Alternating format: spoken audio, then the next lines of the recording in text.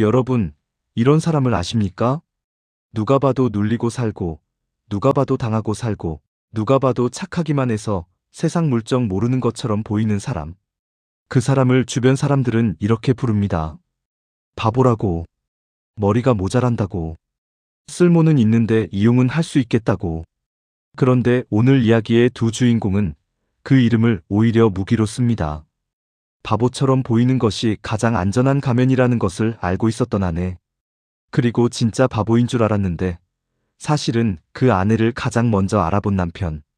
지주 조응철은 오랫동안 이 마을 사람들을 장부 하나로 올가매고 살았습니다. 그런데 그 장부가 바보 부부 앞에서 무너졌습니다. 오늘 이야기는 통쾌합니다. 그러나 단순히 복수 이야기가 아닙니다. 세상이 바보라 불렀던 두 사람이 어떻게 서로를 알아보고 어떻게 단단해지고 어떻게 세상을 뒤집었는지에 관한 이야기입니다. 끝까지 들어주세요. 지금부터 시작합니다. 조선 중엽, 충청도 깊은 산자락에 자리한 작은 마을 월송골. 마을은 조용했습니다. 산이 깊어 외지 사람이 드나들기 어려웠고 그만큼 안쪽에서 벌어지는 일들도 바깥으로 잘 나가지 않았습니다. 사람들은 조용히 농사를 짓고 조용히 품팔이를 하고 조용히 살았습니다. 그 마을에 서한이라는 사내가 살았습니다. 나이는 30이 다 됐지만 혼인은 한 번도 하지 못했습니다. 서한은 말을 더듬지는 않았습니다. 그러나 늘 한 박자 늦었습니다. 사람들이 웃을 때 혼자 생각에 잠겨 있었고 사람들이 자리를 피할 때 혼자 남아 있었습니다. 누가 화를 내면 같이 화를 내는 대신 고개를 숙였고 누가 손해보는 거래를 제안해도 그렇게 하겠습니다라고 말했습니다. 사람의 속셈을 잘 읽지 못하는 사내였습니다. 마을 사람들은 서한을 두고 말했습니다. 착하긴 한데 머리가 모자라. 서한은 그 말에 반박하지 않았습니다. 그냥 웃었습니다. 웃는 수밖에 없었습니다. 말을 보태봤자 세상은 한 번 붙인 이름을 잘 바꾸지 않는다는 것을 이미 알고 있었으니까요. 그러나 그 웃음 뒤에 서한도 아는 것들이 있었습니다. 가난하다는 것, 부모를 잃었다는 것, 그리고 자신을 도와줄 사람이 아무도 없다는 것. 부모를 잃고 혼자가 된 뒤 서한은 마을의 큰 지주 조응철에게 곡식을 빌렸습니다. 그 시절 흉년이 들어 먹을 것이 없었습니다. 조응철은 웃으며 말했습니다. 봄에 갚으면 되네. 이자는 얼마 안 되니 걱정 말게. 서한은 그 말을 믿었습니다. 손도장을 찍었습니다. 그런데 해가 지나고 또 해가 지나자 이상한 일이 벌어졌습니다. 조응철이 들고 오는 장부에는 서한이 빌렸던 것보다 훨씬 많은 숫자가 적혀 있었습니다. 이자는 해마다 불어 있었고 서한이 품팔이로 갚은 것은 절반도 계산되지 않아 있었습니다. 서한은 그를 몰랐습니다. 셈에도 약했습니다. 장부가 내밀어질 때마다 조응철의 손가락이 숫자를 짚을 때마다 서한은 무언가 잘못됐다는 느낌을 받았습니다. 그러나 증명할 방법이 없었습니다. 글을 읽을 수 없으니 장부를 따질 수 없었고 셈을 모르니 이자를 계산할 수 없었습니다. 결국 서한은 고개를 숙이고 말했습니다. 예, 제가 더 벌어서 갚겠습니다. 그 말은 곧 당신 마음대로 하십시오라는 뜻이었습니다. 조응철은 그 말을 들을 때마다 흡족하게 웃었습니다. 이 마을에서 가장 다루기 쉬운 사람이 서한이었으니까요. 세상에는 두 종류의 사람이 있습니다. 장부를 읽을 줄 아는 사람과 읽지 못하는 사람. 그 둘 사이에서 언제나 이득을 챙기는 것은 장부를 쥔 사람이었습니다. 서한은 그 구조 안에 갇혀 있었습니다.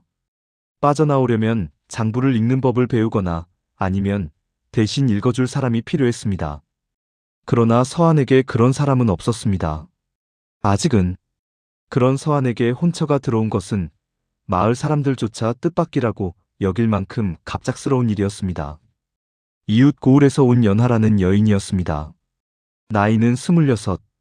이미 홍기를 한참 넘긴 나이였습니다. 마을 사람들은 연하를 처음 봤을 때 고개를 갸웃했습니다. 외모가 이상한 것은 아니었습니다. 그런데 말수가 적었고 눈을 잘 마주치지 않았습니다. 질문을 받으면 한참을 생각하다가 짧게 대답했습니다. 뭔가 제대로 이해를 못하는 사람처럼 보이기도 했습니다. 마치 세상과 거리를 두고 사는 사람처럼. 중매를 선 사람도 말했습니다. 좀 어수룩하긴 한데 착해요. 서한 씨랑 잘 맞을 것 같아요. 혼례 날 사람들은 수군거렸습니다. 바보끼리 만났네. 둘이 합쳐도 하나만큼 될까?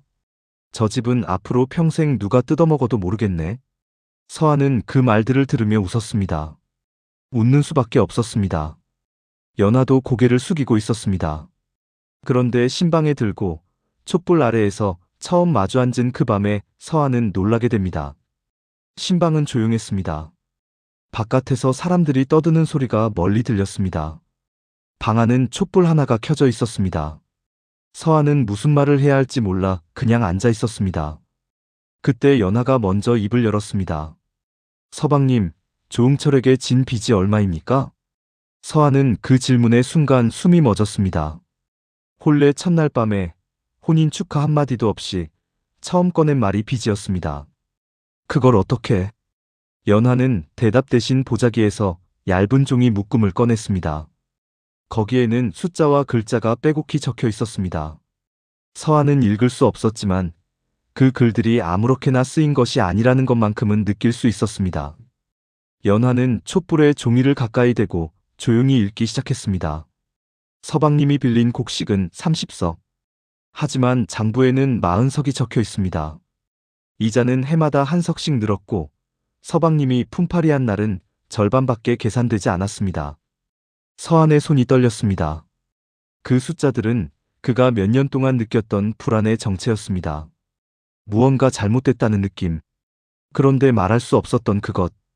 연하는 그것을 숫자로 정리해 가져와 있었습니다. 아, 아내는 바보가 아니었소? 연하는 조용히 웃었습니다. 그 웃음이 낮에 보던 웃음과 달랐습니다. 낮에는 멍한 듯 보이던 눈이 지금은 또렷했습니다. 살아남으려면 때로는 바보가 되는 편이 안전합니다. 연하는 몰락한 중인 가문의 딸이었습니다. 아버지는 한때 지방 관아의 석이었습니다. 글씨가 좋았고 숫자에 밝았습니다. 연하는 그 아버지에게 글을 배웠고 어머니에게 셈을 익혔습니다. 남들이 바느질을 배울 때 연하는 장부 보는 법을 배웠습니다. 그러나 집안이 기울자 세상이 달라졌습니다. 사람들은 연하의 능력을 알게 되자 두 가지 반응을 보였습니다. 하나는 이용하려는 것이었고 다른 하나는 두려워하는 것이었습니다. 그 시절 여인이 글을 읽고 셈을 한다는 것은 편리함이 아니라 위협이었습니다. 사람들은 그녀를 시집 보낼 신부감이 아니라 어딘가에 써먹을 도구처럼 보기 시작했습니다. 연하는 그것을 눈치챘습니다. 그래서 선택했습니다. 보이지 않는 쪽을. 말을 늦추고 눈을 피하고 생각 없는 사람처럼 살아가는 길을. 그렇게 살면 사람들은 나를 경계하지 않거든요. 이용하려 들지도 않고 두려워하지도 않아요. 그냥 불쌍하게 여기거나 별 볼 일 없다고 생각하거나. 서한은 그 말을 들으며 오래 생각했습니다. 그리고 천천히 물었습니다. 그렇다면 나한테는 왜 이걸 보여주었소? 연하가 대답했습니다. 서방님은 착했습니다. 그리고 남을 해칠 생각이 없는 사람이었어요. 그런 사람은 함께 싸워줄 수 있는 사람입니다. 서한은 그 말이 오래 마음에 남았습니다. 살면서 누군가 자신을 착하다고 말한 적은 있었습니다. 그러나 그것이 강점이 될 수 있다고 말한 사람은 연하가 처음이었습니다. 그날 이후 서한과 연하는 조용히 움직이기 시작했습니다.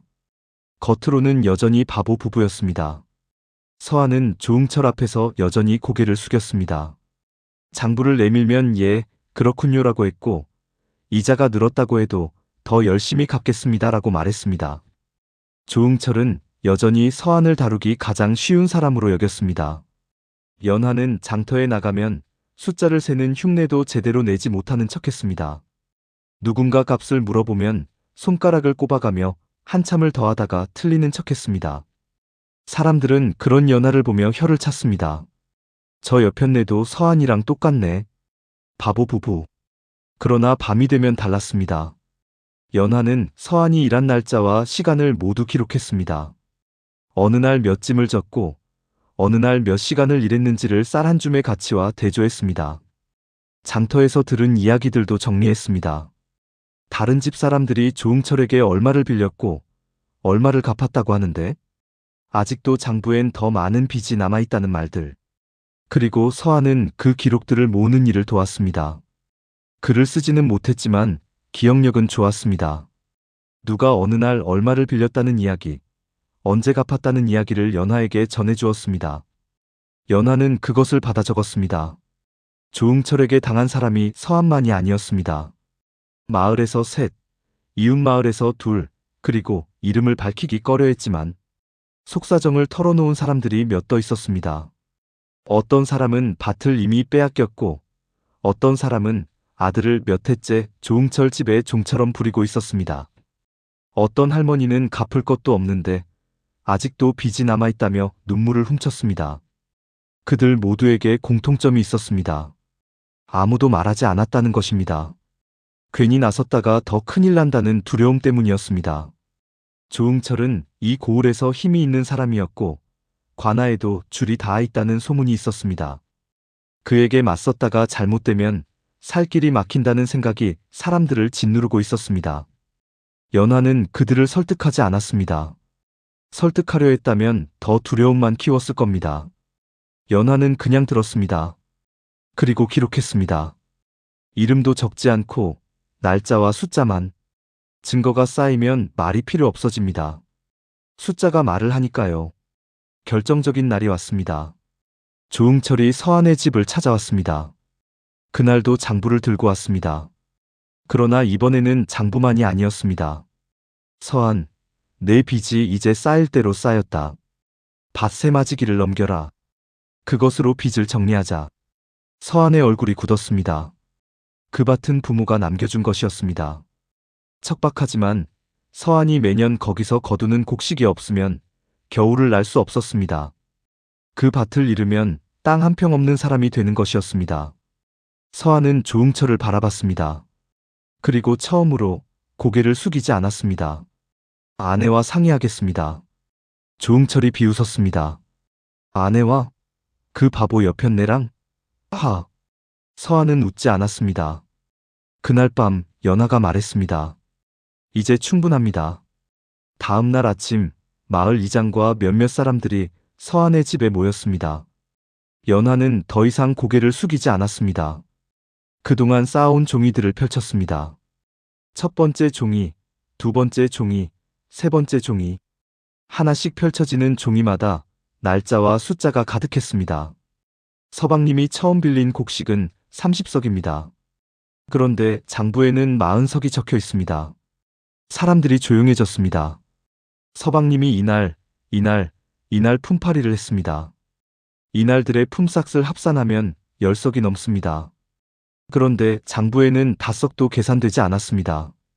이장이 눈살을 찌푸렸습니다. 그리고 이건 서방님만의 이야기가 아닙니다. 연화는 다른 종이들도 펼쳤습니다. 마을 사람들 이름은 적혀 있지 않았지만 날짜와 숫자와 상황들이 기록되어 있었습니다. 그것을 보는 사람들의 얼굴이 하나둘 굳어갔습니다. 자신들이 겪은 일들이 거기 적혀 있었으니까요. 말이 끝나자 방 안에 긴 침묵이 흘렀습니다. 이장은 천천히 말했습니다. 이건 관아에 가야 할 일이다. 며칠 뒤 관아 마당에 사람들이 모였습니다. 조응철은 처음엔 여유로웠습니다. 팔짱을 끼고 비웃었습니다. 저런 바보들이 뭘 알겠소. 사또나리, 제 장부를 직접 보시면 됩니다. 거기 다 적혀 있지 않습니까? 사또가 조응철의 장부를 펼쳤습니다. 연화가 앞으로 나섰습니다. 제가 설명드리겠습니다. 조응철이 눈을 가늘게 떴습니다. 뭐? 저 바보 여편네가? 연화는 그 말을 듣지 않는 것처럼 사또에게 고개를 숙였습니다. 그리고 자신이 가져온 기록과 조응철의 장부를 나란히 놓고 하나씩 대조하기 시작했습니다. 이 날짜를 보십시오. 조응철 장부에는 이 사람이 5석을 빌린 것으로 적혀 있습니다. 그러나 이날 이 사람이 거두어들인 쌀은 석석밖에 되지 않았습니다. 5석을 빌릴 형편이 아니었습니다. 이 날짜를 보십시오. 품삯으로 1석을 갚은 것으로 적혀 있지만 실제 품삯은 1석 반이었습니다. 하나, 둘, 셋. 날짜마다, 숫자마다 어긋남이 드러났습니다.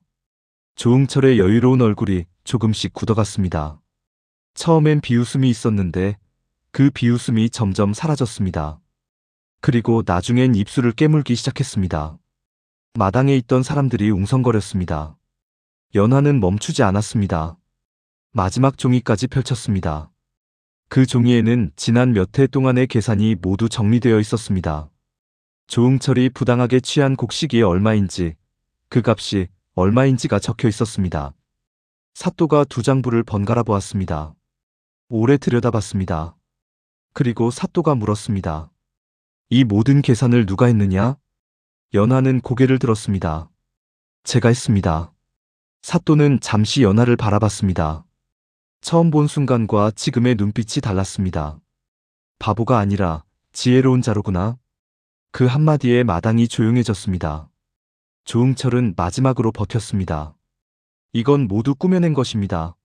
저런 바보 여인의 말을 믿으시겠습니까? 사또가 말했습니다. 장부가 말하고 있다. 내 장부와 이 기록이 어긋나는 부분이 12군데이고 그 차이가 모두 너에게 유리하게 되어 있다.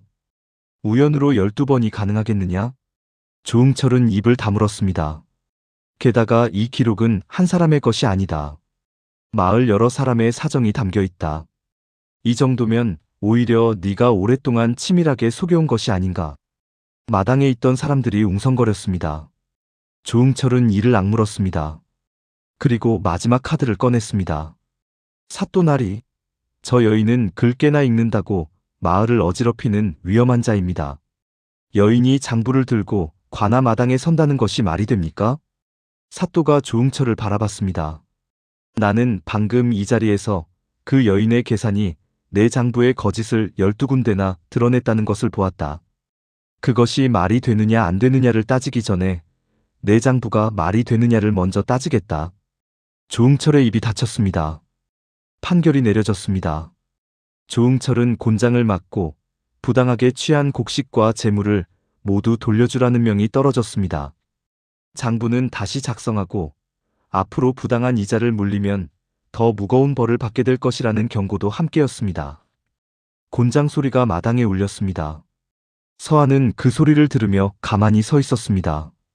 울지도 않았고 소리를 지르지도 않았습니다. 그냥 서 있었습니다. 그러나 연화의 손을 꼭 쥐고 있었습니다. 그날 이후 마을이 달라졌습니다. 조응철에게 억눌려 있던 사람들이 돌아올 몫을 되찾았습니다. 몇 해 동안 쌓인 억울함이 한꺼번에 풀리지는 않았지만 적어도 더 이상 일방적으로 당하지는 않게 되었습니다. 그리고 마을 사람들은 더 이상 서한을 바보라 부르지 않았습니다. 그러나 서한은 변하지 않았습니다. 여전히 말은 느렸습니다. 웃음은 순했습니다. 누가 말을 걸면 한 박자 늦게 대답했습니다. 그것은 달라지지 않았습니다. 다만 한 가지가 달라졌습니다. 누군가 장부를 내밀면 서한은 이렇게 말했습니다. 아내와 상의하겠습니다. 그 한마디가 이전과는 완전히 다른 무게를 가졌습니다. 전에 그 말은 내가 모르겠다는 뜻이었습니다. 지금 그 말은 나에게는 이 장부를 꿰뚫어 볼 사람이 있다는 뜻이었습니다. 사람들은 그것을 알았습니다. 연화는 더 이상 바보 행세를 하지 않았습니다. 마을에 중요한 일이 있으면 사람들이 그녀를 찾았습니다. 장부를 봐달라고, 계산을 맞춰달라고, 이 조건이 맞는 것인지 봐달라고. 연화는 그 요청들을 조용히 받아들였습니다. 그러나 한 가지는 변하지 않았습니다. 사람들 앞에서 연화는 여전히 조용했습니다. 눈을 크게 뜨고 떠들지 않았습니다. 말을 많이 하지 않았습니다. 그게 성격이기도 했지만 그것이 더 신뢰를 얻는다는 것을 오랜 경험으로 알고 있었습니다. 세월이 흘렀습니다. 서한의 밭은 지켜졌습니다. 해마다 곡식이 났고 집이 조금씩 나아졌습니다. 마당에 아이 웃음소리가 생겼습니다. 연화는 마을에서 없어서는 안 될 사람이 되었습니다. 어느 저녁 두 사람이 마루에 나란히 앉았습니다. 서한이 말했습니다. 처음에 당신이 그 종이를 꺼냈을 때 나는 무서웠어. 당신이 너무 대단해서. 연화가 웃었습니다. 저도 무서웠어요. 서방님이 바보라는 말이 맞으면 어쩌나 싶어서. 그랬소? 그런데 서방님은 바보가 아니었어요. 그냥 세상이 당신한테 바보라고 말하는 게 편해서 그렇게 불렀던 거지요. 서한은 그 말을 듣고 오래 생각했습니다. 나도 한 가지 알게 된 게 있어. 뭔데요? 당신이 바보 행세를 한 건 살아남으려고 그런 거라 했지. 근데 나는 진짜 바보였는데 당신이 나를 알아봤자소? 그게 어떻게 가능했소? 연하는 잠시 하늘을 보다가 말했습니다. 착한 사람은 티가 나거든요. 그리고 착한 사람이 옆에 있어야 제가 가진 것을 제대로 쓸 수 있으니까요. 오늘 이야기 어떠셨나요? 저는 오늘 이야기를 준비하면서 이 장면이 자꾸 떠올랐습니다. 연하가 촛불 앞에서 처음 종이를 꺼내는 장면. 혼례 첫날 밤에 축하 한마디도 없이 빈 이야기를 꺼내는 그 장면. 그 장면이 왜 자꾸 생각났냐면 거기에 이 이야기의 전부가 담겨 있기 때문입니다. 연하는 서한을 선택하기 전에 이미 서한을 알고 있었습니다. 바보라는 소문이 돌았지만 그 안에서 착하고 남을 해칠 생각이 없는 사람이라는 것을 봤습니다. 그리고 그것이 자신의 능력과 결합하면 무언가를 만들 수 있다고 판단했습니다. 서한은 어떻습니까? 신방 첫날 밤에 아내가 꺼낸 종이들을 보며 무서웠다고 했습니다. 그러나 도망가지 않았습니다. 이해하지 못해도 믿었습니다. 그것이 이 두 사람이 이긴 이유입니다. 연하의 지혜만으로는 혼자였을 겁니다. 아무도 믿어주지 않는 여인의 계산이었을 겁니다. 서한의 착함만으로는 계속 당했을 겁니다. 평생 장부 앞에서 고개를 숙였을 겁니다. 그런데 두 사람이 만났습니다. 세상이 바보라 부른 두 사람이 세상에서 가장 단단한 짝이 되었습니다. 우리 주변에도 그런 사람들이 있습니다. 남들 눈엔 별 볼 일 없어 보이지만 그 안에 단단한 것을 품고 있는 사람. 화려하지 않지만 오래 버티는 사람. 시끄럽지 않지만 가장 중요한 순간에 곁에 있는 사람. 그런 사람을 알아보는 눈. 그것이 연하가 가진 것이었고 동시에 서한이 가진 것이기도 했습니다. 연하가 말했습니다. 착한 사람은 티가 난다고. 그리고 착한 사람이 옆에 있어야 자신이 가진 것을 제대로 쓸 수 있다고. 그 말이 오늘도 마음에 남습니다. 세상이 바보라 부르는 사람을 너무 빨리 믿어버리지 않아야겠다는 것. 그리고 세상이 나를 바보라 부를 때 그것을 가면으로 쓸 수 있을 만큼 단단한 무언가를 키워야겠다는 것. 조응철은 마지막까지 저 바보 여편네라고 불렀습니다. 그러나 그 바보 여편네에게 무너졌습니다. 가장 통쾌한 복수는 칼이 아니라 숫자로, 분노가 아니라 기록으로, 소리가 아니라 침묵 속의 준비로 이루어졌습니다. 서한과 연하는 그것을 알고 있었습니다. 오늘 이야기가 마음에 드셨다면 구독과 좋아요 눌러주세요. 댓글로 오늘 이야기에서 가장 기억에 남는 장면을 알려주시면 정말 큰 힘이 됩니다. 다음 이야기도 기다려주세요. 감사합니다.